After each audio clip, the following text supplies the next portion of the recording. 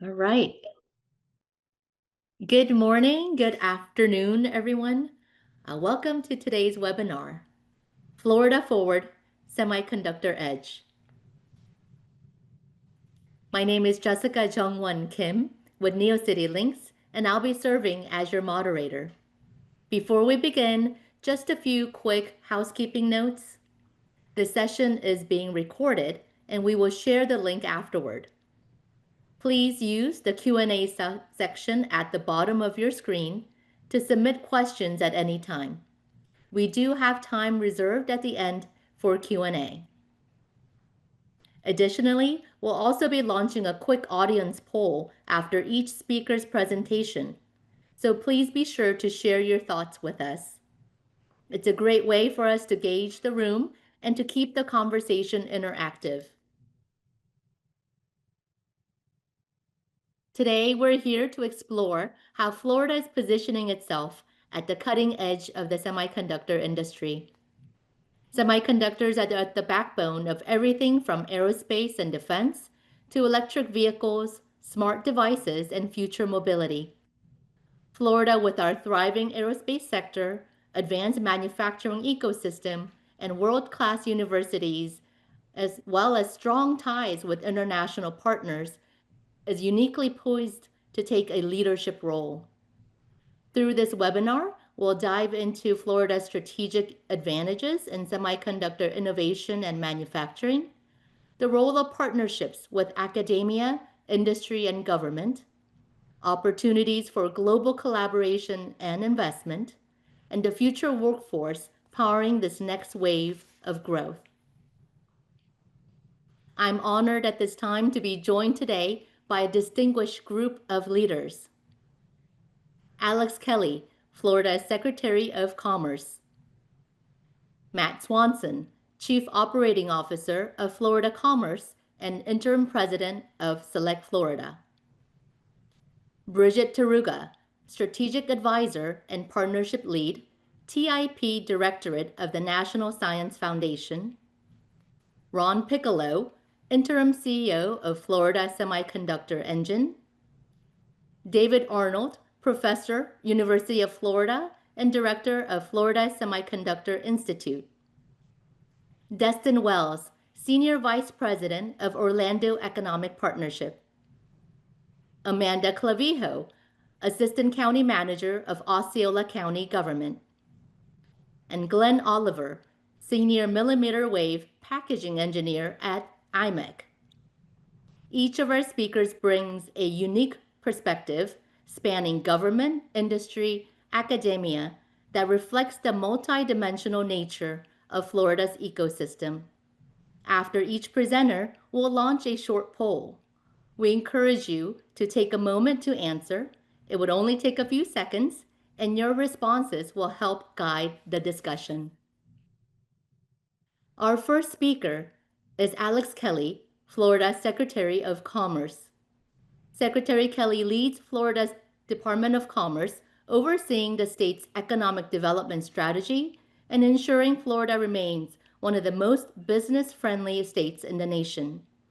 He has been at the forefront of advancing policies that strengthen Florida's global competitiveness.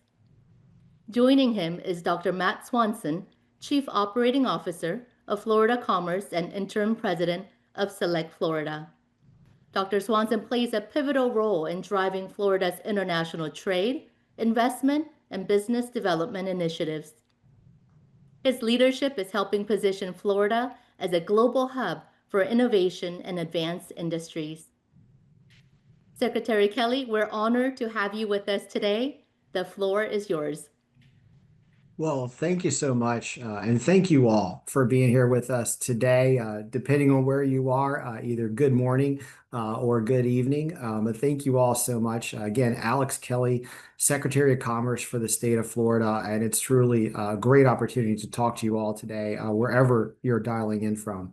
We have an exciting lineup for you today to discuss Florida's initiatives in semiconductors, advanced packaging, and advanced manufacturing. And Florida sees Asian partnerships, particularly in Taiwan and Korea, as strategic partnerships, very cherished partnerships in building for the next era of semiconductors and advanced manufacturing.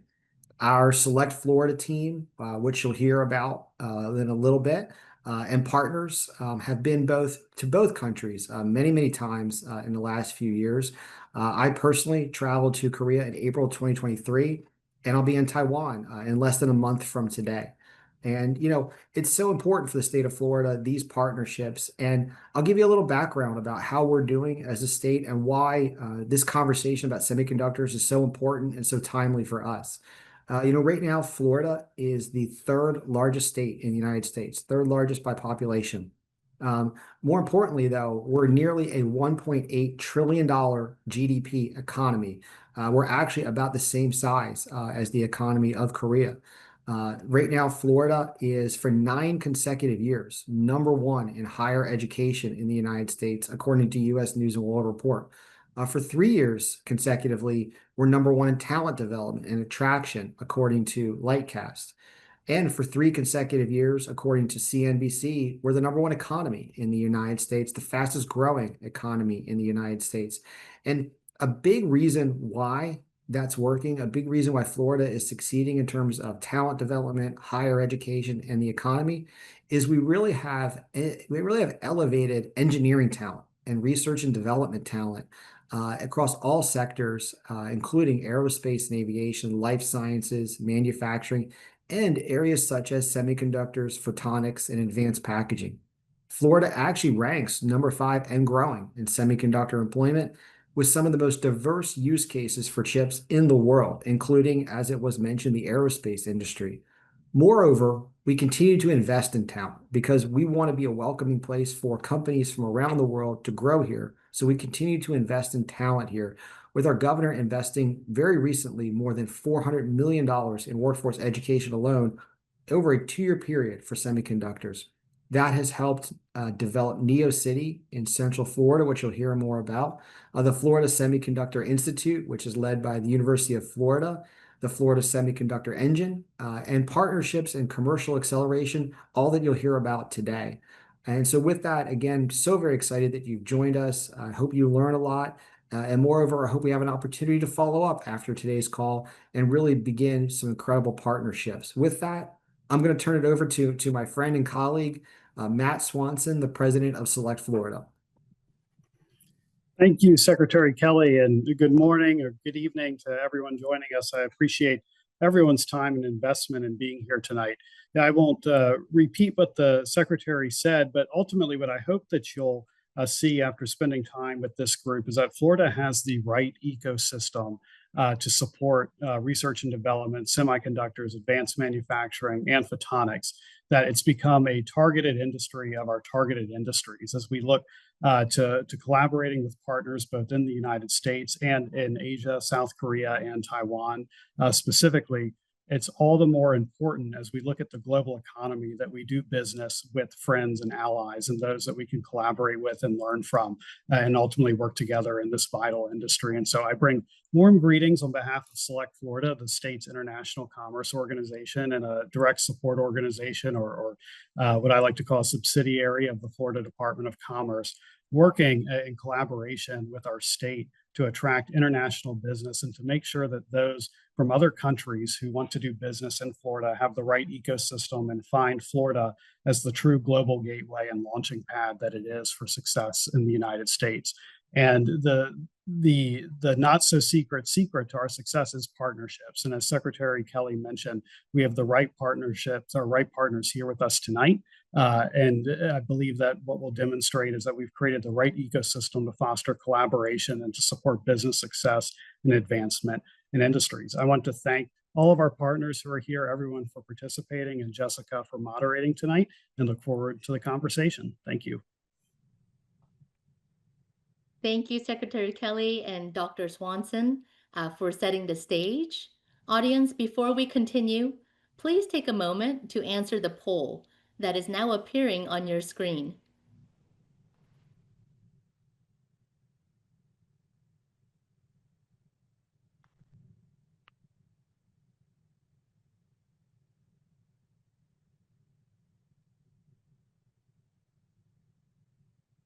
Thank you all for your responses. We do appreciate it. Our next presenter is Dr. Bridget Taruga, Strategic Advisor and Partnerships Lead in the Technology, Innovation, and Partnerships Directorate at the National Science Foundation. Dr. Taruga works at the intersection of research, innovation, and collaboration, helping to accelerate breakthroughs that fuel the U.S. competitiveness. We're delighted to welcome you, Dr. Taruga. Yes, good morning to my friends in Taiwan and South Korea and other parts of Asia, and good evening to my colleagues in Florida. I'm Bridget Taruga from the U.S. National Science Foundation. NSF, the National Science Foundation, has advanced the full spectrum of fundamental research and education in all fields of science, technology, engineering, and mathematics for 75 years. It's advanced foundational, curiosity-driven research that has led to new knowledge about our world, and also advanced use-inspired solutions-oriented research that has directly impacted people's everyday lives. 3 years ago, Congress created a new directorate, the first new directorate in more than 30 years at the National Science Foundation. It focuses on technology, innovation, and partnerships. We call it the TIP Directorate. TIP doubles down on the agency's commitment to accelerating use-inspired research and the translation of research results to the market and society. We think of the mission of TIP in terms of 3 pillars. The first of which is accelerating technology and translation into the market. The second pillar includes strengthening regional ecosystems and promoting economic growth. And the third is about investing in talent, as Secretary Kelly spoke about earlier. It's about preparing the workforce of the future for good jobs in science and technology. These 3 pillars stand on a foundation of partnerships that are built on aligned interests, complementary strengths, and that focus on open communication and the building of trust. In the 3 years since we launched the TIP Directorate at NSF, we've had tremendous impacts. We have seen 2,000 startups launched as a result of our investments, 14,000 people trained, 6,000 jobs created, and $4.5 billion in follow-on funding. The flagship program of the TIP Directorate is the Regional Innovation Engines Program. This program builds and scales new innovation clusters to accelerate the development of critical technologies and to place regions on the map as national and world leaders in key technology. Now, to become an engine, there's fierce competition. The first round of engines was announced by the White House in January of 2024. The 9 inaugural engines are expanding technology innovation, workforce development, and regional economic development across 16 states. And these are based on the strengths of each state, the strengths of the region. They've had tremendous impacts in only the first year and 8 months. From the initial NSF investment of $135 million, they've unlocked $1 billion of matching commitments from industry, state and local government, and philanthropy. This is a 10x return on investment. And they are eligible for additional funding. Each regional innovation engine can get up to $160 million from the National Science Foundation over 10 years. The regional innovation engines have built partnerships with more than 450 partners. They've launched more than 40 startups, they've trained more than 1,500 workers, and they've built robust, globally recognized ecosystems. Now, that's just the first cohort of the regional innovation engines. We are in the process of selecting the second cohort now. Nearly 300 letters of interest were received from places around the country interested in being the next regional innovation engine. Last week, the National Science Foundation was on Capitol Hill with members of Congress and their staff to announce the 15 finalists that have advanced to the next stage of the program's second competition. They span critical technologies and applications ranging from enhancing energy grid security to maximizing the yield of critical minerals, mining extraction, and also quantum computing. NSF anticipates announcing the final round of the NSF Regional Innovation Engines in early 2026. And you have a stellar example of a regional innovation engine represented as part of the Florida ecosystem and the Florida Semiconductor engine. And we're so proud of the accomplishments of the Florida engine, which I'm sure you'll be hearing about in great depth later on in this webinar. Before I close, I'd just like to highlight NSF's commitment to international collaboration. We welcome robust international engagement, including with Asia. And NSF has a history of supporting US researchers to collaborate actively with researchers in Taiwan and in South Korea in particular, and in particular on semiconductor-related research. For example, we have an advanced chip engineering design and fabrication program that NSF co-funds with Taiwan's National Science and Technology Council, and it gives access to teams of researchers. It gives them access to fabrication facilities in Taiwan. We also have a new MOU that was signed just last month to facilitate the development of new joint programs with Taiwan and to give opportunities for researchers and entrepreneurs and to make opportunities for stronger linkages between our supply chains and our innovation ecosystems. In addition, the National Science Foundation has a partnership with Korea's Ministry of Science and Technology, and so far it has supported 6 US-Korea collaborative research projects aimed at advancing semiconductor design and fabrication, as well as enabling energy-efficient computation for fields like artificial intelligence. These are just a few examples of our commitment to international engagement and our strong interest in promoting semiconductor collaboration with places like Taiwan and South Korea. Now, hopefully, this webinar is just the beginning of your engagement with Florida, including with our Regional Innovation Engine, and I look forward to finding out what partnerships you'll be building together in the future. Thank you.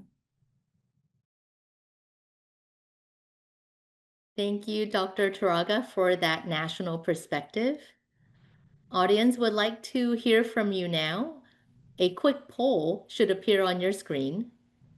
If you would please take a moment to respond while we prepare for our next presenter.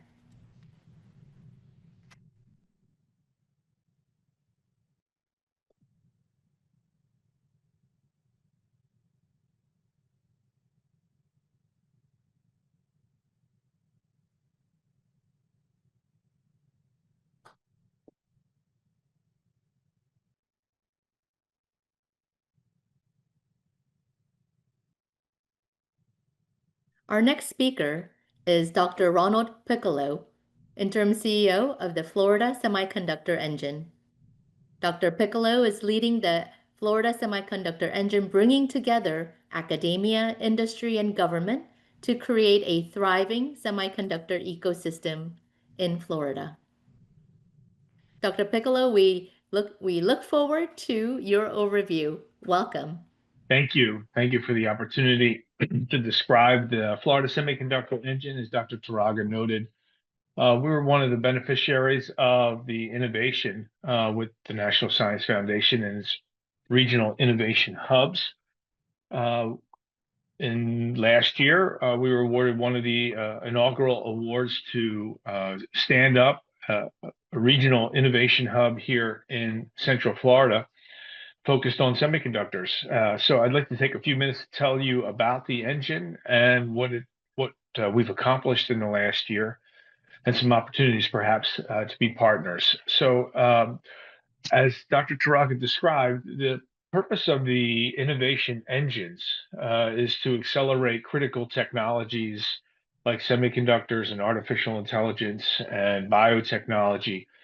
We're set up and focused on addressing national and security, national and societal challenges. The engine is expected to cultivate partnerships, leverage assets that exist in the region for which there is great potential and great support. You heard from Secretary Kelly and Matt about Florida's commitment to semiconductors and a business and friendly environment. And so those things come together to create some great opportunities. So the Florida Semiconductor Engine is regionally focused, again, leveraging the assets and the organizations and the technologies and the workforce in Florida for the purpose of having economic impact in the region, throughout the state, and across the country. You can see the graphic on this slide and the number of organizations that are part of the original engine cohort, including Bridge, which is based here at Neo City, the University of Florida, University of Central Florida, the University of South Florida, Valencia College, Orlando Economic Partnership, MMEC, the Florida High Tech Corridor, of course, Osceola County, which is the visionary behind this initiative. The vision for the engine is to be a global leader in semiconductor advanced and specialty packaging based in Florida.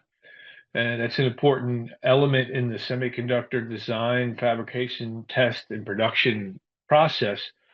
And there are a number of existing research initiatives and defense contractors and the industrial base here in Florida focused on advanced and specialty packaging. We're hoping to transform the semiconductor advanced specialty and packaging industry, leveraging collaborative research and translation innovations by building the most advanced technical workforce and creating regional economic prosperity.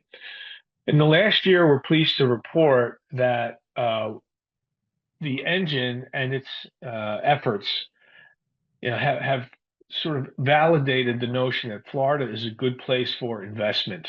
We continue to be very business friendly. We have a well-established education system that creates integrated pathways from high school through advanced specialty training programs to associate's degrees and beyond.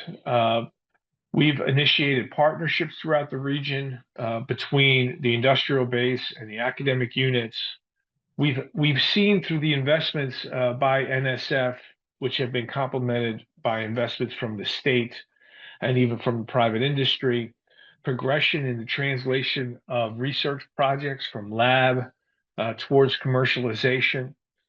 We've made innovations in our workforce development process. You may hear more about that later tonight.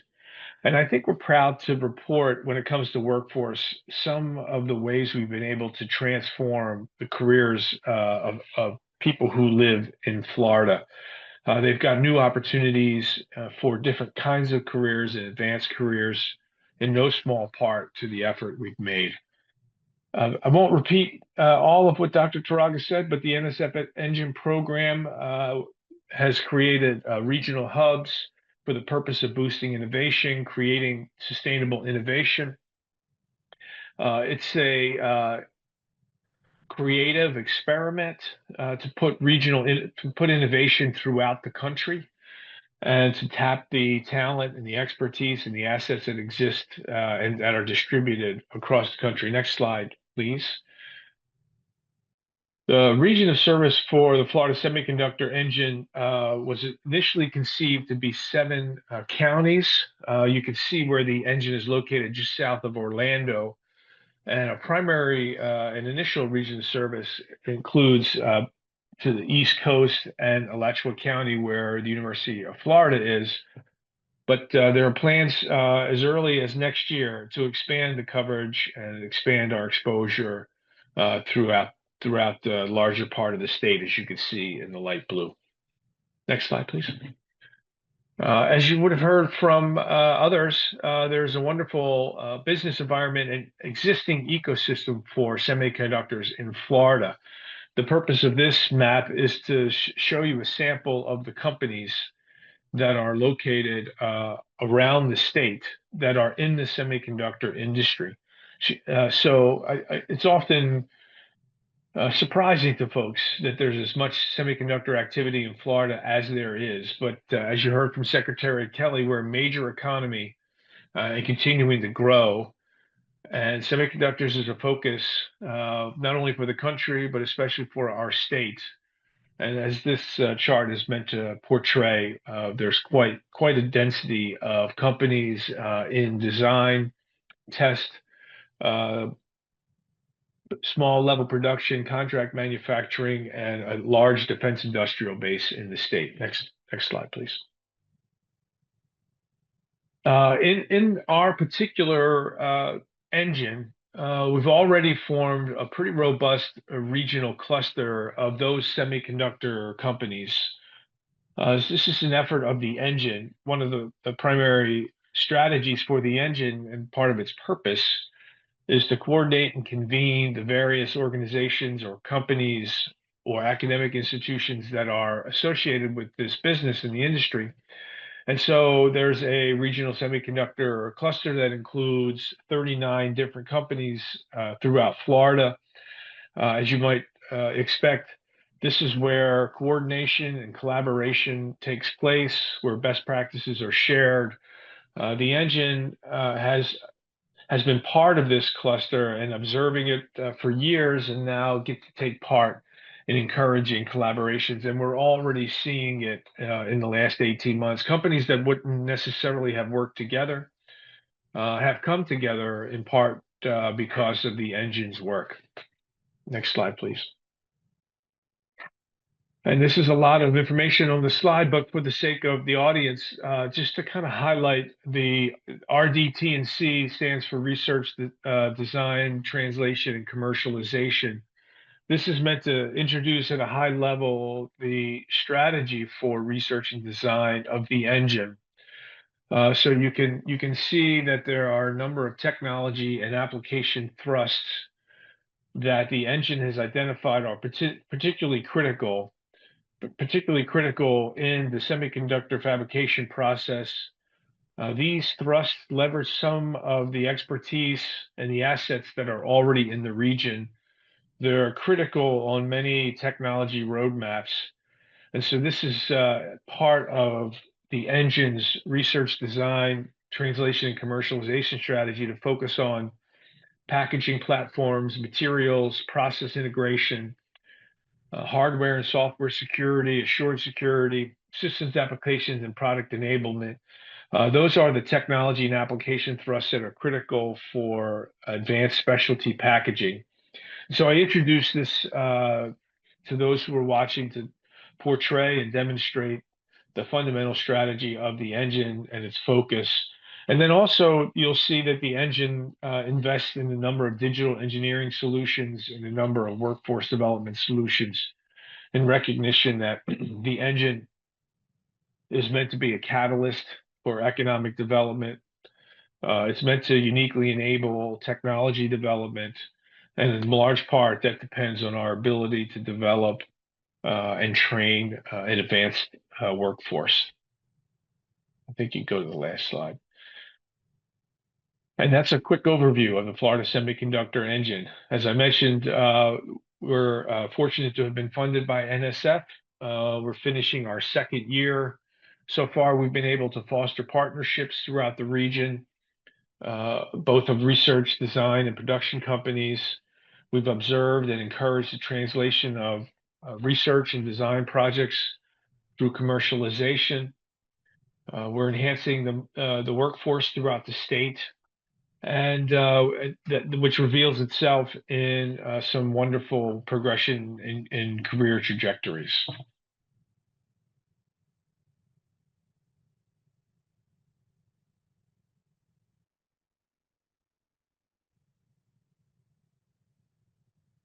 Thank you. Thank you, Dr. Piccolo, for your update on the semiconductor engine. As we move through the presentations, please remember to use the Q&A tab on the bottom of your screen to ask any questions that you may have. We do have a Q&A session toward the end of the webinar for your questions. Next, we're joined by Professor David Arnold, Director of the Florida Semiconductor Institute at the University of Florida. Professor Arnold is a leading researcher in microelectronics and has been instrumental in advancing workforce development and research initiatives that are vital to Florida's semiconductor future. Professor Arnold, welcome. Thank you, Jessica, and again, greetings to everybody on this call. I'd like to spend a few minutes talking a little bit about our institute in the state of Florida. The Florida Semiconductor Institute is essentially the statewide coordinating organization to help fuel the growth of the semiconductor industry in our state. Before I do that, I want to talk a little bit about our integrated educational ecosystem. Obviously, semiconductors are a very technically intense uh, field and industry, and most companies at the cutting edge of semiconductor production rely on very close partnerships with university partners. So our state university system is 12 public universities. We have almost over 400,000 students in higher education at our university system, and they're under one common unified governance structure, which makes this organization run quite smoothly. You can see the locations throughout our state. The University of Florida is affectionately referred to as the flagship university, the preeminent university in the state, and that is my employer where I'm a professor in electrical engineering. Next slide. University of Florida leads in many areas. One is extreme intensive research and development program. So our annual research expenditures exceed 1.3 billion US dollars. We're ranked very highly among the top universities in our country, ranging from ranks number 10 to number 5 to even sometimes number 1, depending on what polls you look at. This was a recent one from the Wall Street Journal. And we are also very intensive in technology transfer. And that is another important component of our state ecosystem, is to transition technologies out of our university systems and small businesses and innovative entrepreneurs into thriving job creating organizations. And we do that again through partnerships, which you've heard repeatedly. Next slide.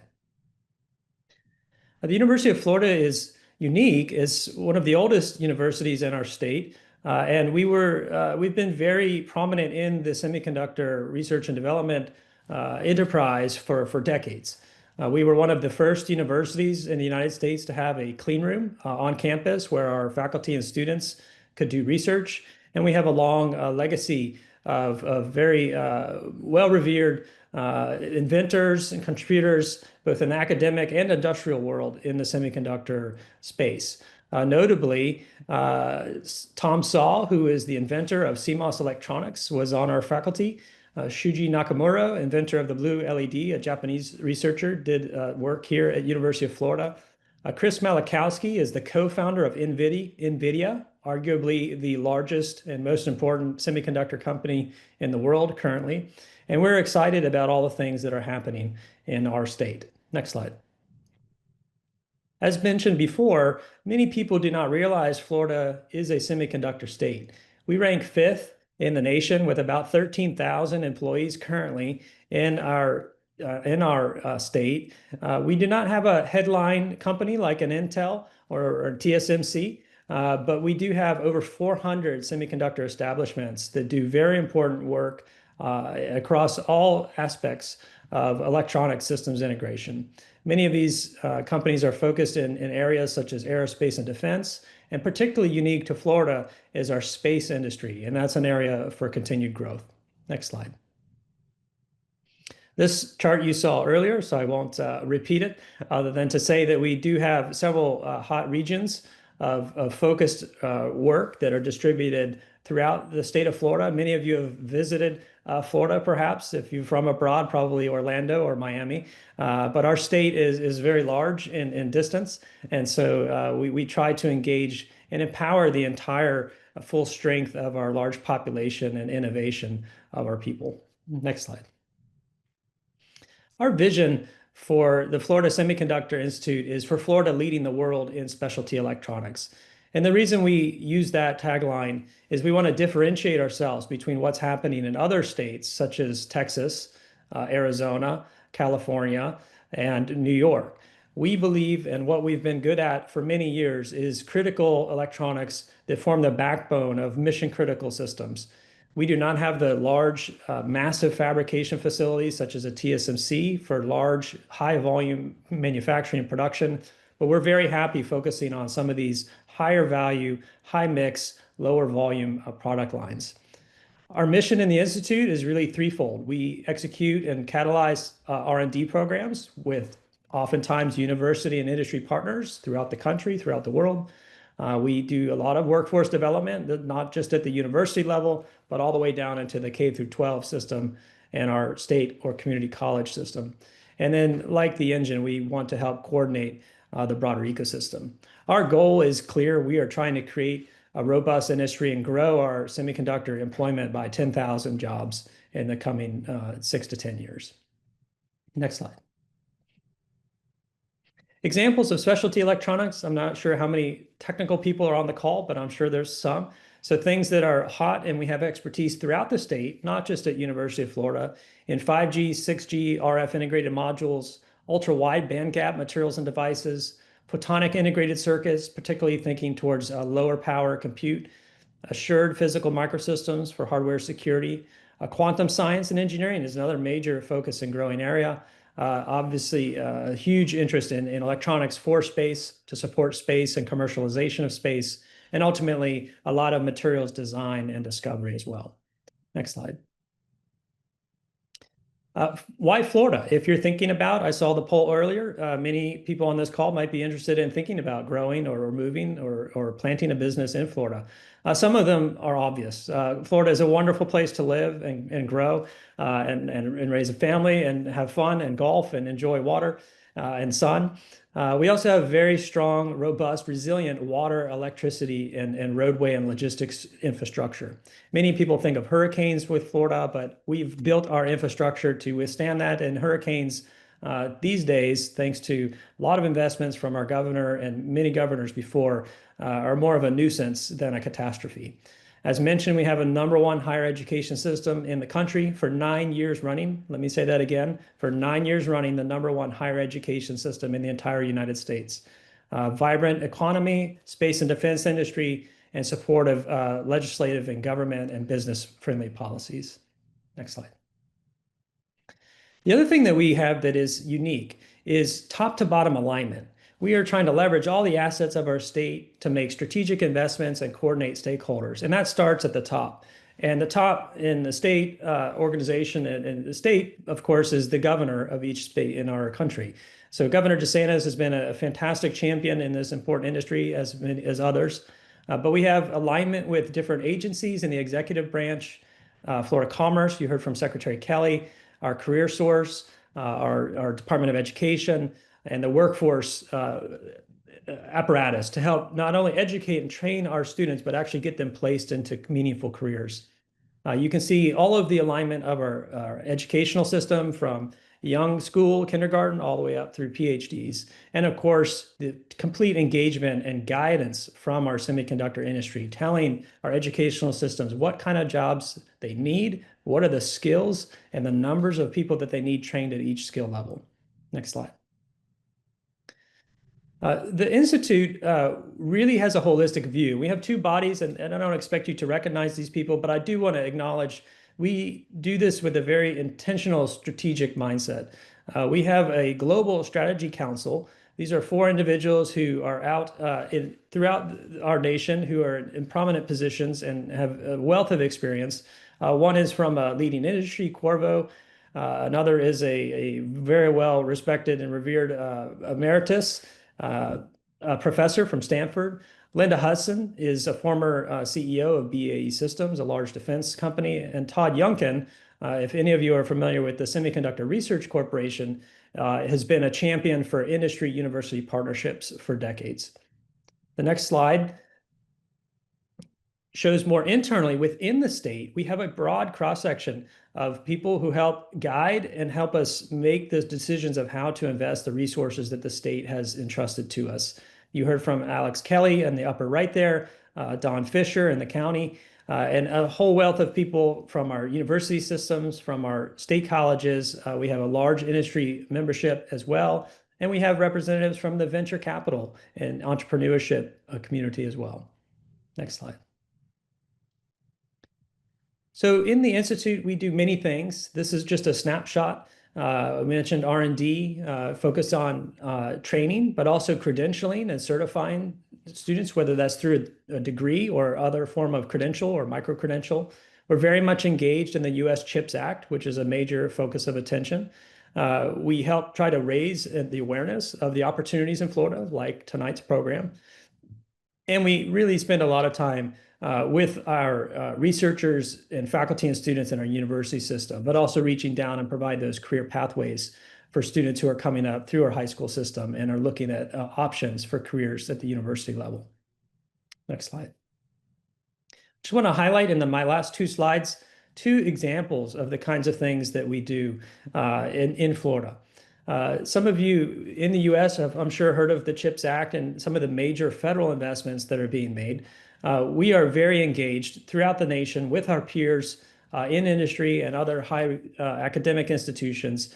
We're very pleased to be engaged in one of the signature programs of the CHIPS Act, a first major investment by the US government in an organization or institute called Smart USA, Semiconductor Manufacturing and Advanced Research with Twins.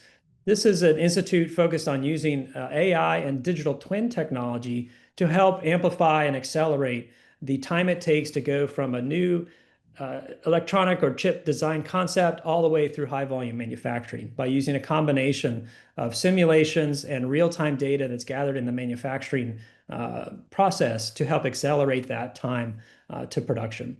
We are leading in the lower right corner, of course, a regional hub. There's 7 geographic hubs, and we are proud to lead a hub specifically for Florida and the Caribbean. And so these are the kinds of things that we're doing in partnership with many other hundreds, literally, of other partners at other organizations throughout the United States to help mobilize advancement in this important space. On the next slide, we are very intensely focused on workforce development as well.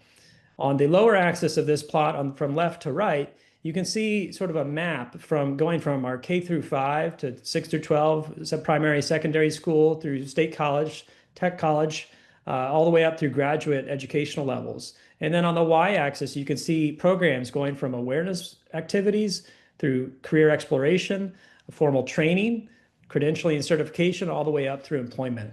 So in partnership with the Engine, with some of the other career organizations throughout our state and many partners, I don't have time to acknowledge all of them, we are very focused on this comprehensive workforce development to make sure that every student, every parent knows what are the opportunities and the pathway of how to get from where they're at to where they may want to go, as well as engaging with the employers who want to employ these people. Next slide. With that, I just want to thank you for your attention and hope you enjoy the rest of the program.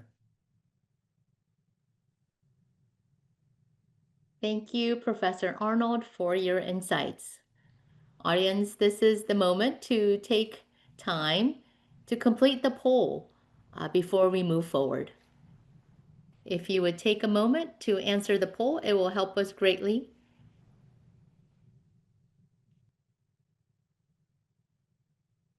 Our next speaker is Destin Wells, Senior Vice President at the Orlando Economic Partnership. Mr. Wells has been driving efforts to attract advanced industries to Central Florida, helping to position the Orlando region as a hub for innovation, technology, and global investment. Destin, we're so glad to have you with us. Great. Thank you, Jessica. Appreciate that. And hello to everyone on the webinar. First and foremost, really appreciate your time. My name is Dustin Wells. I'm the Senior Vice President at the Orlando Economic Partnership. We are the economic and community development organization for the greater Orlando area, which is what we're going to talk about and share a bit more information on over the course of the last few minutes. Jessica, if we can go and move forward. So Orlando, our story really is rather well known through the tourism and hospitality and the visitation that we have. In the 1960s, when Walt Disney was contemplating where to build this, there was a logistical reason that Orlando was chosen. So being right in the center part of the third most populous state with, nearly 23.5 million people really gives access to all kind of market, talent, and otherwise. We are also a very fast growing region, adding somewhere between 1,000 and 1,500 new residents per week. And what we're actually seeing in our data that's coming out is that it's really being driven largely by international migration. Next slide. So you can see a little bit of the demographic breakout by age here. Roughly 75% of the Orlando region is 54 years or younger. 39 is the median age, with 42% of residents in the prime working age. which does outpace the averages for the United States. And so you do have a robust young workforce that does have the technical skills to meet the needs. Next slide. So naturally, when we think about Orlando, most people's mind goes to our friends here on the screen, Walt Disney World, Universal, SeaWorld. We appreciate them. We love them. It is a lot of fun. It brings a lot of visitors to come visit our community, and that's great. But what people may not understand on the next slide is that if 20% of our jobs are in that tourism hospitality, 80% are in other things. And so the Orlando and Central Florida market really has a very vibrant and diverse economy. Some of those different strengths that you'll really find, and some people might be surprised in, are modeling, simulation, and training, photonics and optics. Aviation, aerospace, and defense is a really, really big one that's rooted in kind of the history and DNA of Central Florida and of Orlando. So you can see the logos of just some of the companies that call the Orlando region and Central Florida home. But again, we love our tourism, we love our hospitality. I take my kids to the parks on a regular basis, but a lot more happening here, a lot more sophisticated activity that might be surprising, but we're proud to represent. Next slide. So what's really driving a lot of the success, a lot of the growth, business interest is the people. I know we've heard from other speakers about the higher education system. I will, have to share and brag a little bit about the Orlando region. Really, that integrated system and holistic approach of K through 12, vocational and technical training, the state colleges, up to the preeminent universities of UF, UCF, and USF. Kind of within this region. You have over 500,000 students within a 2-hour drive. And so when you're looking for talent and contemplating, will I have the proper manpower and brain power? I think you'd be hard pressed to find a more ideal location to have access to the talent to feed your companies. Next slide. So as I mentioned, Orlando is a very global city. So about 2.9 million people in the greater Orlando area. We have about 76 million visitors that come every year to Orlando, and about 8 million of those are international visitors. You can really say so 2.9 million people. The ground truth by the day is probably closer to about 4.5 million people in Orlando. So you'll find a very vibrant and diverse community. You'll walk around, hear all kinds of different languages spoken. You'll particularly notice it in the culinary scene. We have a really, really vibrant scene with Michelin-starred restaurants and James Beard winners. And interestingly enough, it is largely Asian concepts that have been gaining those honors and awards in our market. But again, I think Orlando does give access to the world and is welcoming to the world. Next slide. You have to be connected. We do have the busiest airport within the state of Florida. It's the 9th busiest in the country. Over 60 million passengers pass through this region. We do have quite a bit of connectivity, which is important for businesses. We were actually in Taiwan not but 2 weeks ago, where part of the trip involved us meeting with the airlines to recruit and talk about a direct flight from Taipei to Orlando, understanding that that would open up a lot of opportunities in business, and having that connectivity is important. We are one stop away currently from any of our friends in Asia. But we are working diligently, and we'll hopefully have some positive news on that front to share with you shortly. Next slide. So a little bit more about semiconductors, microelectronics, some of the specialties that we see here. Next slide, please. I know we've all had our maps, so this is my version of the map, right? We have a lot of our different industry partners who are really engaged, but I wanted to kind of demonstrate a bit of the broader ecosystem. So we have a really unique environment here with the alignment of the public sector and multiple different government partners. Higher education through, as I mentioned, K through 12, state colleges, vocational, up to the universities and highest levels of our education system. Having industry, really having the alignment and participation of all these different parties, I think, is kind of the secret to the success of our region. The Orlando metropolitan area is ranked number 20 by population in the United States. However, I think you would find that the accessibility and openness of the region, of the leadership, of the business community, to be very welcoming, to be surprising when compared to other large markets of our size. But I think that's really critical for businesses that can have the confidence that you're going to come into a market and be supported in a robust way through, both government, higher education, economic development, private sector partnerships. Next slide. So I want to just spend a quick moment on the history of Orlando. So, you'll see on that fourth bullet, 1971, Walt Disney World opens. For a lot of people, that's kind of when they believe the existence of Orlando began. It's quite a bit older than that, but we're going to go back to, really talk about the beginnings of our industrial evolution, starting with World War II, where a lot of training of the pilots for World War II took place in Central Florida. That led to 1956, where they established the Naval Air Warfare Center Training Systems Division.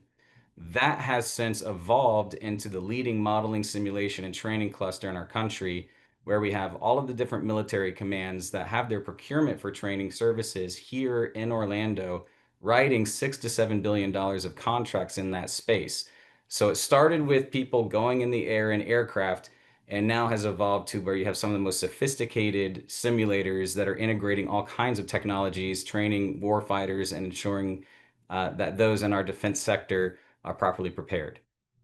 Shortly after that, Martin Marietta, now Lockheed Martin, established a facility in Orlando. That facility is operational today, Missile and Fire Control. It has about 12,000 employees, a major driver of economic activity in the defense sector in our area.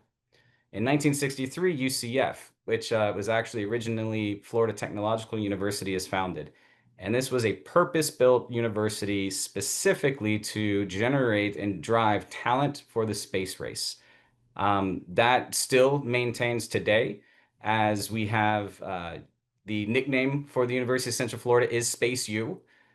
We have a football game every year where they have constellations and other things on their uniforms. It's quite nice. And more importantly, if you go out to Kennedy Space Center right now and walked into NASA, 32% of the staff and of the engineers at NASA are graduates of the University of Central Florida. And so that heritage really continues through today. And then, as I mentioned, Walt Disney comes in, kind of puts our reputation out there and puts that flag on the map for us, which is wonderful. But we're evolving our economy and the opportunities, which my colleague and friend Amanda from Osceola County will share momentarily. Next slide.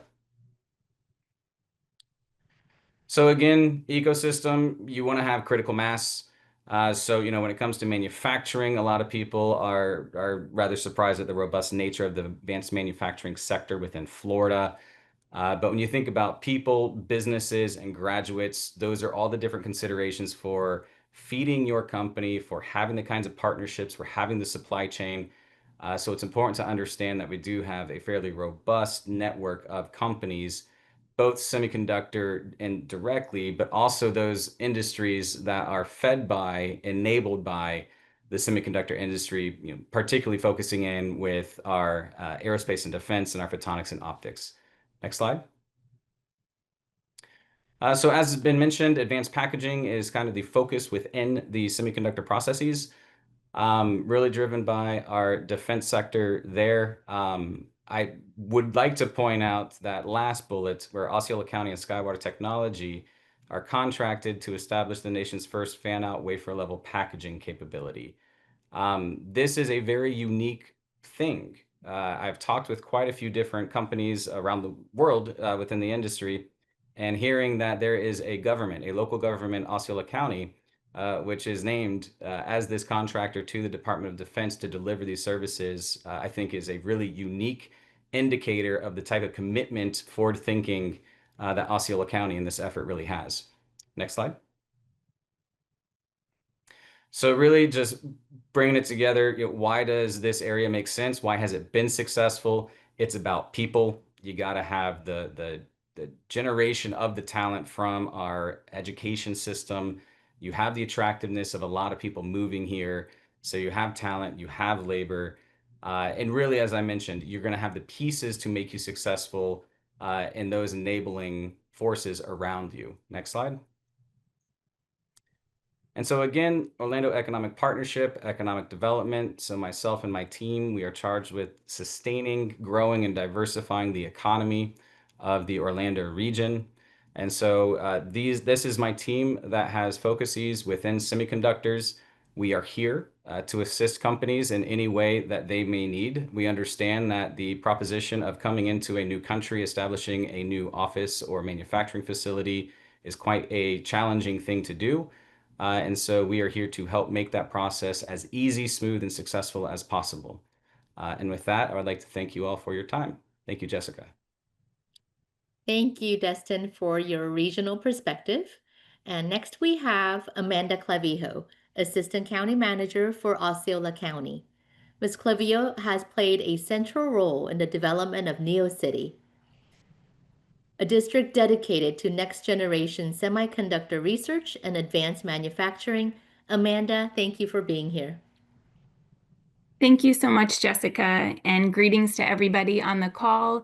Thank you so much for spending your mornings or evenings with us, learning more about what we have going on in the state of Florida.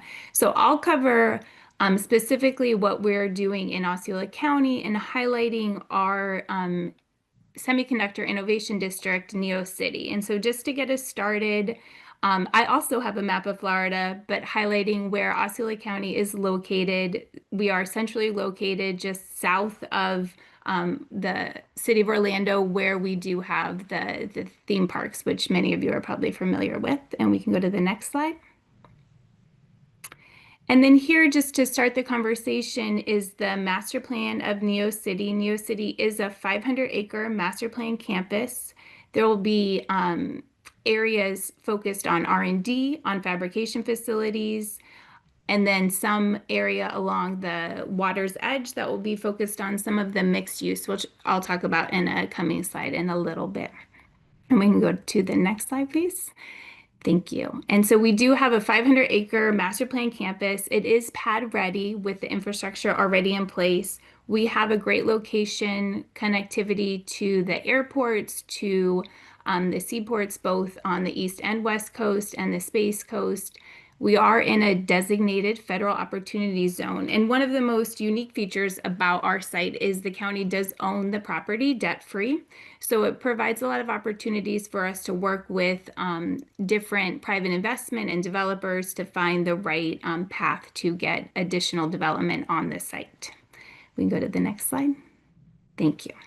So many people ask us, why would a local government build a fabrication facility? So this image is actually taken in NeoCity on the roof of the office building that is also owned by Osceola County. And you see that building with the Skywater logo on it. That is a fabrication facility that the county does own. And then a rocket launch, which just shows you how close we are to the Space Coast. The main road right in front of NeoCity could take you directly to the Space Coast. And so like our Dr. Arnold mentioned, as well as Destin mentioned, we have such a great workforce program with our universities that many people would think that we would build NeoCity in Osceola County and focused on that high wage, high tech job because of be able to complement the industry, which is a great feature and asset for the area. But we are rooted a little bit more in creating opportunities and transforming Osceola County because this is an economic development project for Osceola County to really create opportunities here in Central Florida. And we can go to the next slide, please. So as we've talked about a few times, Osceola County is really has strength in the tourism industry as well as the agriculture industry. But both of those industries tend to be volatile when the economy changes. We saw it in the Great Recession. We also saw it during COVID. When tourism shut down, really the industry shut down in Osceola County in Central Florida, where 1 in 3 residents were unemployed. Osceola County did at that time have the 3rd highest unemployment in the nation. And so about 10 years ago, the Board of County Commissioners worked on a strategic plan and a cluster analysis to see what industry could be successful in the area, and advanced manufacturing came up as an area that could really be successful in our region and provide more sustainability for our economy and for job creation within our community. We can go to the next slide. And so from all of that work we did back 10 plus years ago, we built a master plan and got NeoCity pad ready, but we wouldn't be where we are without our partners. And we've had strong regional partnerships and support on our campus. We do have NeoCity Academy, which is a gem of the site. It is a STEM public high school. It is #1 in Central Florida, just in its 6th year, and it is #2 in the state of Florida and in the top 50 nationwide for public high schools. We do have a substation on site. We have a regional pond that also is a perfect 5K. So once we have the trail built around the pond, it'll also be a great feature for those that work on the site. And then we have a county-owned fabrication facility. It's currently operated by Skywater. It's focused on advanced packaging.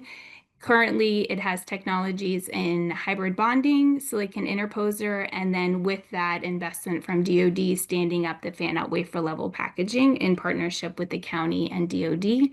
And then we do have an office building on site as well that's owned by Osceola County. And we have quite a bit of tenants that I'll mention in a coming slide, but still some space available. And so we still are a growing innovation district with opportunities to bring additional partners on site. The next slide. And so here, just highlighting a few of our current tenants. Skywater, as I mentioned, operates the fab, and they have some office space as well in the building. Bridge is our not-for-profit. Bridge works closely with the Florida Semiconductor engine, building the ecosystem. They actually have a design center also in the office building supporting advanced packaging. We do have plug and play on site. They do have a semiconductor vertical. Their first semiconductor vertical is at NeoCity. IMEC is one of our founding tenants. They were here before the fab or the office building was built, and it has been a great partner for Osceola County and NeoCity. And we'll hear from Glenn right after my session to learn more about what they're doing at the site. Seoul National University has a global research center where they focus on some smart city research. The Florida Semiconductor Institute also has a few offices and building some lab space at NeoCity, and a great partner in what we're doing in Osceola County. Locator X also has some space, and they're focused on some of the supply chain in the semiconductor industry. And then we are working with a few companies. Elspis, who is actually a company in South Korea, we're negotiating a development agreement to bring them on site. And then we also have some partners in the medical device and superconducting space, Empyrean MagCorp, that we're discussing. And I mentioned NeoCity Academy is also on site. And so you see, this is a good this image provides a good view of where we have the concentrated buildings right now at NeoCity and the additional opportunities to grow. We can go to the next slide. And so I just want to take a few minutes to highlight some of the awards that our partners in the county have received over the last 2 years. We're super proud of these accomplishments, and they've really created a lot of momentum in standing up and building the semiconductor ecosystem in NeoCity. We've heard of the NSF engine and the great work that they're doing for the state of Florida.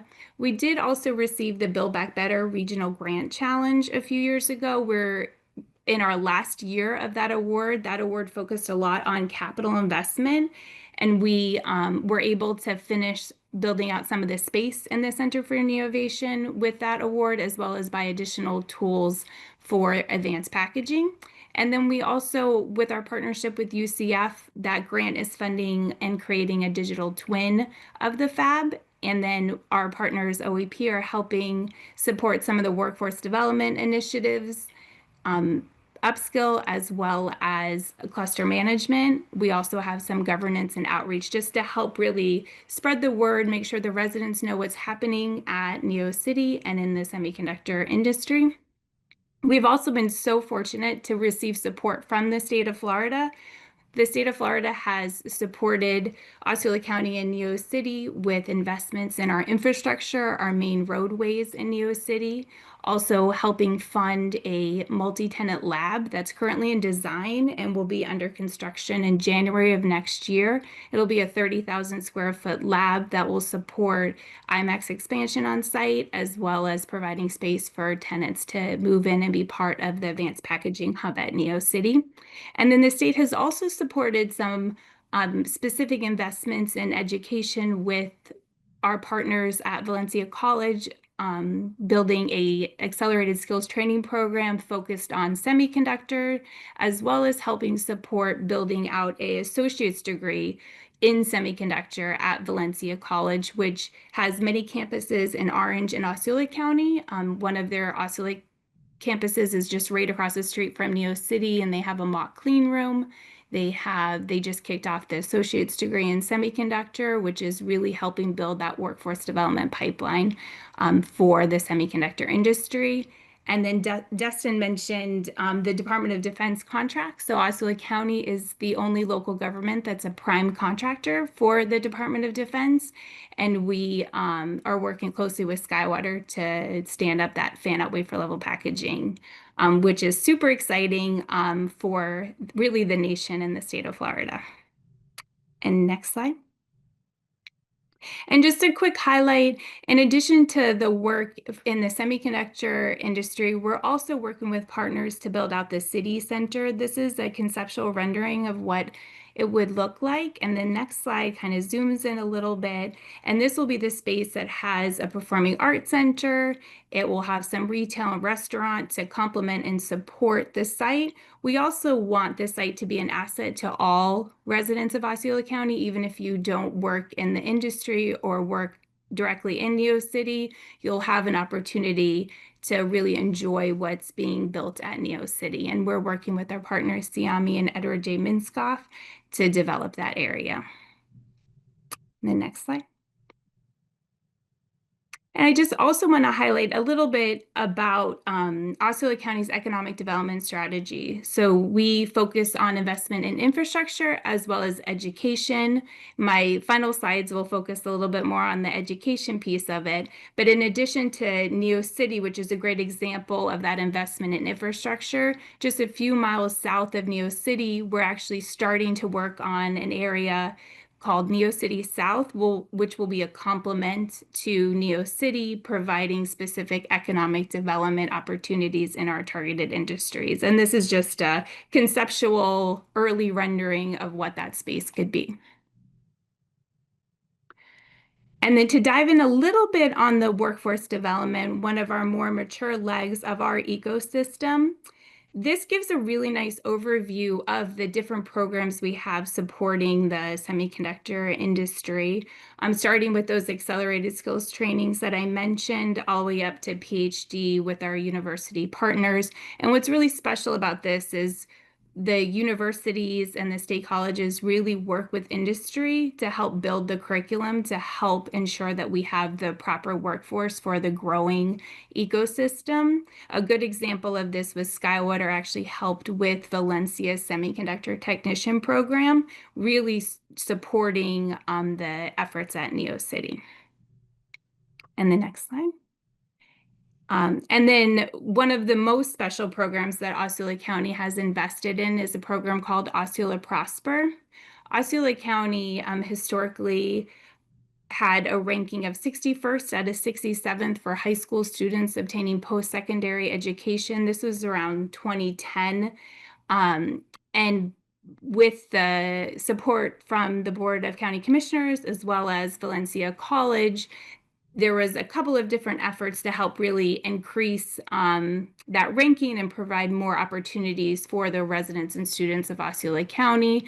We were able to move up and make some progress, but after COVID, the board made some very specific investments in education to really transform the community, and one of those was creating Osceola Prosper. Osceola Prosper provides free tuition for any high school graduate, whether it's public school, private school, charter school, a high school graduate in Osceola County is provided free tuition to attend Valencia or a technical school, and they have up to 5 years to complete that. What that's done for the community is moved Osceola County from 61st 10 plus years ago, all the way to 3rd in the state of Florida. Over 10,000 students have participated in the program. And it is such a huge transformation for Osceola County, not only building the workforce for the future, but specifically supporting also the efforts at Neo City, and providing so many opportunities for the residents. And then the next slide just gives, if you're interested to learn more about the site, on our website, we have some really great information specifically on the site, land opportunities, programs, initiatives that we're working on. Also, you can ask for information and contact me and the team at Osceola County directly. We'd love to speak to you. Thank you so much for your time.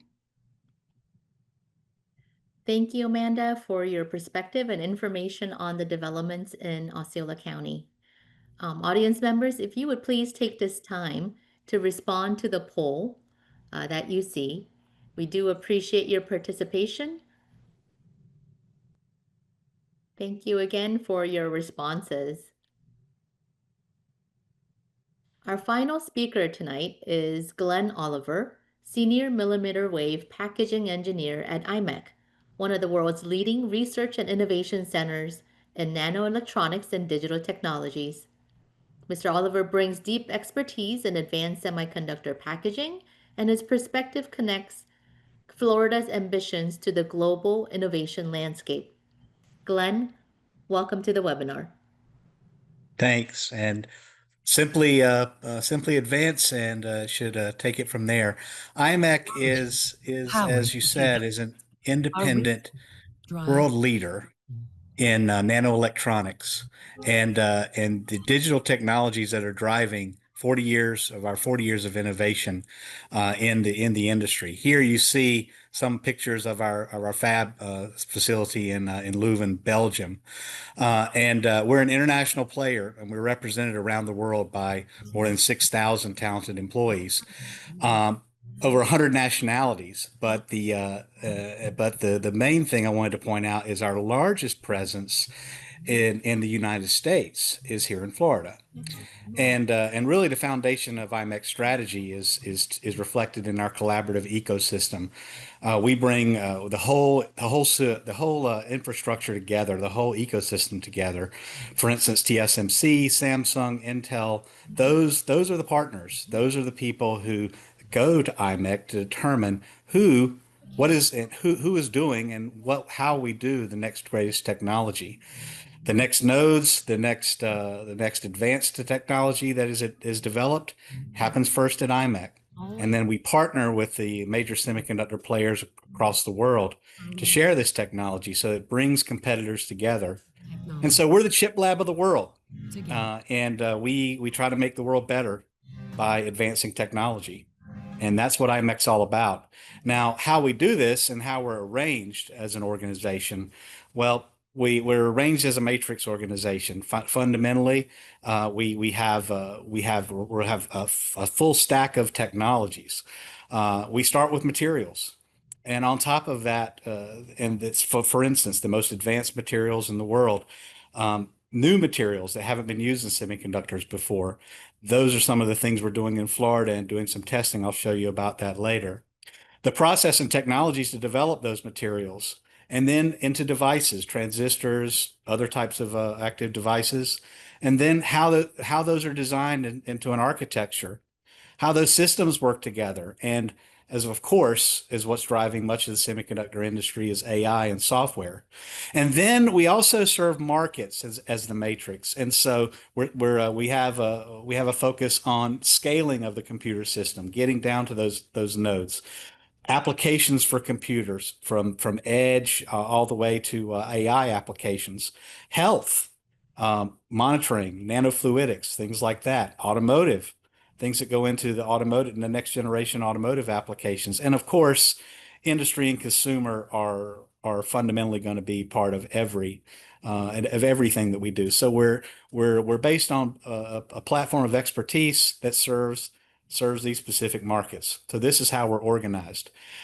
But what do we do in Florida specifically? And that's what I wanted to spend this presentation on, is what we do in Florida. One of the projects that we work on in Florida, and the main activity that we have, is advancing superconductor digital for future data centers. One thing that is clear is that data centers are going to take up most of the power of the known free world. And the reason for that is because of the cooling requirements you need. Well, what if you could get rid of the heat to begin with? What if you could have your data centers based on superconducting technologies? That one of the great things about superconductors is that they don't generate heat. So if you can get rid of the heat by getting rid of the resistance and the current, you can put things a lot closer together. And instead of having a data center the size of a city block, you could have a data center that would scale down tremendously, and it would allow you to not only save space, but most importantly, save the energy that we're all going to need, because the way that the AI revolution is coming out now, the energy that will be required for that is unimaginable. So we have special technology. We have what we believe is the best superconducting technology at IMEC, and we're developing that transatlantic across the Atlantic at our fabricator in Leuven, Belgium, and then we do the testing, as you see here, in our lab in Florida. And so we informed the fabricator in Belgium.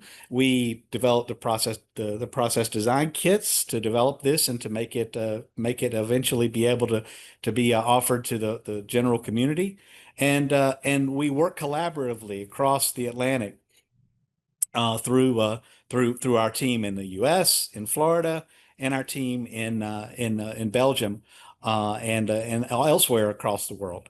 And so that is one of the things that we're working on in Florida. Another thing that is a big focus of our Florida operation is the newest addition, and this was enabled, as was stated earlier, by as in the Florida Semiconductor Engine. This is enabled by the National Science Foundation. And so what we're doing is what's called heterogeneous integration. And what that involves is that now you can have, instead of having to build a multi-billion-dollar fabrication facility, you can use existing technology to take the best of say a chip that makes a high frequency application with a CMOS chip that is great for computing.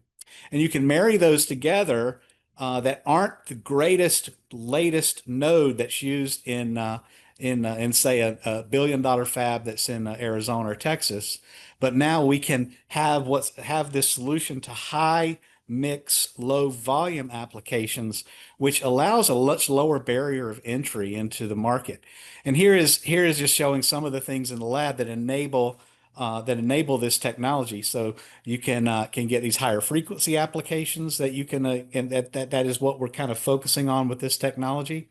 And then we can both design it, characterize it, as well as have the interposers built here in Florida, and have the U.S. Ecosystem built up at the same time that we develop the ecosystem in Europe with parallel efforts. So that is one of the main focuses that we're working on, and this again was enabled by the Florida Semiconductor Engine that was sponsored by the NSF, and this allowed us to be able to bring this technology to the U.S. and then be able to take it forward. And so where can this technology be used? Well, first, one place it can be used is in wireless technology. The next generation of cell phones is going to be 6G, the sixth generation cell phones. Now, some of the applications of that will go up to very high frequencies, and that's where this technology really shines. Is if you go up to even higher frequencies, you can scale the antenna. And so once you do that, and once you're working with IMEC, we have many ways to work together. We work as part of consortia, and so we can work with many different partners at the same time. We also work on one-on-one partnerships. And so some of those are we'll call bilateral developments. And so we can work together on feasibility studies or proof of concept studies with individual partners. Then we also work with other technologies and other partnerships, like with design and foundry services. We actually have a fabrication facility in Belgium that will actually make commercial products, and you can order chips with various designs with various capabilities that are available, and that is available as a service. It's called IC Link. And then finally, we have joint ventures, and there's many joint ventures that IMEC has across the world. And so all of these can be leveraged with both our facilities in Florida, which is also a portal to our facilities in Belgium, where our main fabs are. But we work hand in hand across the Atlantic together. And that is a little bit about what IMEC's doing and how Florida fits in. Thanks for letting me share. Glenn, thank you for your time and for sharing the work that you are doing, that IMEC is doing in Florida. Audience members, this is your chance to respond to our final poll for the night before we move into the Q&A session. Please take a few seconds to respond. And also, please remember that you can submit your questions in the Q&A tab on the bottom of your screen. Thank you all. We're now opening the floor to questions from our audience. If you haven't already, please submit your questions through the Q&A box. First question we have from the audience is, we are interested in additional information about IMEC's heterogeneous integration. Do you have any plans of expansion in Asia? Glenn, may I direct this question to you? Absolutely. And in Asia, as far as the specifics in Asia, there's a lot of heterogeneous integration that's focused on in Asia. But one of the things that are done there, and primarily at TSMC in Taiwan, what they focus on there is the very large applications for millions and millions of iPhones, for instance. But here in Florida, we're working more on RF and high bandwidth heterogeneous integration, which is generally a lower volume application right now. And so this is right now a focus is in Florida and in our fab in Belgium. The work on heterogeneous integration in Asia is TSMC primarily, and of course Samsung also has work going on in South Korea. Hope that answers it. Thank you so much, Glenn. I see that a lot of the questions that we're getting is regarding the workforce readiness. Questions about if we have engaged community colleges to get our workforce ready for the semiconductor industry. Secretary Kelly, would you like to answer that question? Absolutely. It's a tremendous question. And yes, our community colleges, which in Florida we refer to them as our state colleges, they're one and the same. They've been a key pillar to that workforce strategy. Earlier, we discussed the Valencia College, for example, Valencia College, which partnered with NeoCity and Skywater, and we actually, through our Department of Commerce, invested in Valencia College's programs, their robotics and semiconductor advanced packaging program. It's actually considered a national model best practice for a state college hands-on training program where a student in 22 weeks can actually learn robotics and learn advanced packaging skills and be ready for the workforce immediately. We've invested in about 6 or 7 other state colleges, kind of dispersed throughout other parts of the state, all strategically located either near industry or in some cases near perhaps a university where that college oftentimes serves as a feeder into the university system. So yeah, our state colleges have been key, and they've given us the ability to bring people who perhaps never originally thought of working in the semiconductor world. And within a short period of time, they're working in a clean room and making an incredible salary and contributing to an incredible workforce. Absolutely. Great question. Thank you, Secretary Kelly. See, from the audience, we have another question. Which are the most needed partnerships that at this moment?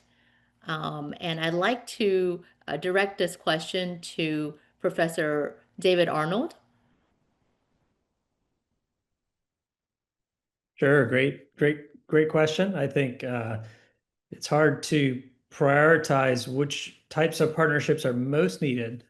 I think where we're at in the state is really looking to see the actual job growth. We really would like to see expansion, site selection of companies, whether that's domestic companies or foreign direct investment. And that's why we're investing a lot of time trying to build partnerships. I'm getting a weird note on my Zoom saying I was speaking a different language, but I'm trying to speak English. Hopefully it's coming through. So I guess in terms of priority, we really put a lot of spotlight on the NeoCity site, primarily because it is pad ready. There's plenty of power infrastructure, water already pre-planned. Environmental studies have already been completed. There's already existing ecosystem in that local community. And so that is the most near-term growth opportunity. And the county is very eager to provide incentives and facilitate that relocation. Dustin Wells also mentioned services to help provide what we would call a soft landing for companies who are looking to expand from an Asian country, for example, that may need a lot of assistance understanding the government policies and regulations of the local local system here in Florida. So that's my answer. It's really private company expansion. Thank you, Dr. Arnold. Secretary Kelly, did you have any comments to add? Oh, yeah, absolutely. Thank you so much. And just something that David said that I think is really important too, when he talked about private company expansion. And it actually ties back to the first question, which is why I wanted to jump in. We love to, and I think it's part of our secret sauce here, our secret formula is to really pair up those private companies with an educational institution. So David's 100% right. And to make that work, the way we work is we really ensure that when those companies come into the state or when they want to grow here, that we really pair them with an educational institution to really have, I think, that complete experience for talent, for research and development, and the contributions those companies can make to the ecosystem. So great answer, David. Just want to add to that. Great. Thank you so much, Secretary Kelly. And let me go ahead and address one more question before we move on. What are we doing to build manufacturing operational process capabilities for semiconductor fabrication and packaging process, including quality and supply chain capabilities to support a sustainable, competitive manufacturing ecosystem in NeoCity? Would Dr. you like Arnold, to would try you that take a one? stab at Sure. that? Yeah, great question. Very detailed. So we've done a regional needs assessment to do a deep dive into the ecosystem, basically the entire supply chain. One advantage we have in Florida, honestly, is that we have a large number, over 400 companies that are doing many of the services that you said. So we believe there's an opportunity for complete vertical supply chain from raw materials through front-end silicon fab, advanced packaging, even up through electronics assembly, test and measurement, quality control, as well as all the EDA tools that's integrated across that spectrum. So, there are lots of companies in the state that are already doing a lot of this quality control and testing. A lot of them are doing this for small, and I would argue very small lots. These are for defense products, satellites, and other things where they might be testing 100 units or 1,000 units. These companies are poised and ready to scale up. And so we have the capacity, we honestly have the connectivity existing. What we're really trying to do is to turn up the volume and amplify the units per month of production within the state. So I hope that answers your question. If you have specifics, I can provide more details. The semiconductor cluster is a great way to plug in and understand what is the ecosystem for that whole supply chain. Thank you so much, Dr. Arnold. Um, I would love to continue to address these questions, but we are coming to the close of our webinar. And if you would please add in your questions, we'll continue to answer. Secretary Kelly. Well, thank you so much, and I'll take the honorary promotion there of the doctorate as well. So thank you. But really, thank you everybody for joining us today. Thank you to all of our partners and presenters. You were amazing. This is an incredibly important topic to us. I think, as you all have probably realized tonight, this is an incredibly important investment, the semiconductor industry, that is for Florida, from the state level through our educational institutions, through so many businesses and community leaders. And we know this is a topic of importance to you as well. I hope you've seen that the state of Florida, including all partners, have worked collaboratively to ensure that the state is ready comprehensively to help the semiconductor industry grow, to have the talent to grow, to have the research and development support to grow, to have the immediate access to unique commercial markets like aerospace to grow, and has the connectivity. Really, Florida has the connectivity to world economies because of its unique geography and connectivity to both hemispheres to really help you scale your investment, not just here, but to really connect to other parts of the world. So we hope you heard something about opportunities that you might want to explore. Even more importantly, opportunities to partner during this call. And we look forward to hopefully following up with many of you, I hope in person in the near future. As was said many times, there's no question that partnership in the area of semiconductors and related engineering, microelectronic sciences is the critical ingredient to ensuring our collective economic security. Thank you all again, and have a great day. Thank you, Secretary Kelly. We're honored to have you, and thank you for your closing reflections. Dr. Swanson, to build on that vision, we'll now hear from Dr. Swanson. Well, it's very difficult to build on such a great vision as cast by Secretary Kelly. But what I will say, just to close us out, is I want to thank again all of the partners that joined us tonight. I again believe that is what sets Florida apart, is that we're able to bring groups together to make things happen. And we believe that it takes partnership and collaboration to move industry and innovation forward, and that Florida has the right ecosystem, not just for all of the industries, but for developing and fostering partnerships. I do want to thank you, Jessica, for a great job as our moderator. And I also would like to thank all of the partners who joined us and the Select Florida team for their assistance in organizing the event, specifically Diana and Mike. And I wish those of you in Florida a fantastic evening, and those of you in Asia a great day. And thank you for joining, and we hope to see you in the future. Thank you, Dr. Swanson. Thank you all to our speakers, our panelists, our attendees for making today's Florida Forward Semiconductor Edge webinar such a meaningful conversation. We've covered a lot of ground, from Florida's statewide vision to national perspectives and local innovation, and of course, global partnerships. It's clear that Florida is moving forward with unparalleled momentum in the semiconductor space.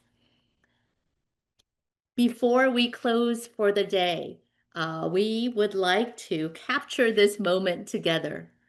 If you are comfortable, if you would please turn on your camera so we can take a group photo of all of our participants, attendees. This would be a really great way and a fun way to commemorate today's Florida Forward Semiconductor Edge webinar and the global community we are building together. Attendees, would you please, if you're comfortable, only if you're comfortable, take a moment to switch your cameras on. I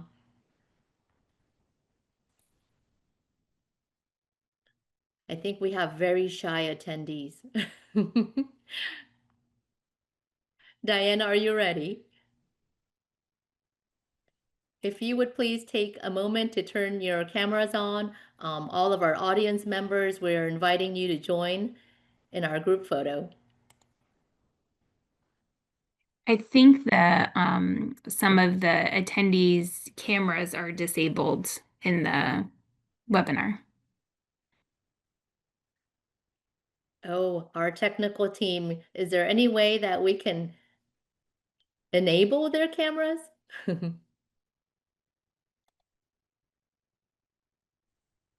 Okay. All right, then we will take a group photo of our panelists. And next time, please stay tuned for more to come from our Florida Forward series. Please smile. Let's take a group photo here. Thank you so much. On behalf of our organizers and speakers, thank you all for joining us today. From early morning to late evenings, we appreciate your interest and your dedication. Again, please stay tuned for follow-up materials and future sessions with our Florida Forward series. Thank you all. Have a wonderful evening. Have a wonderful day.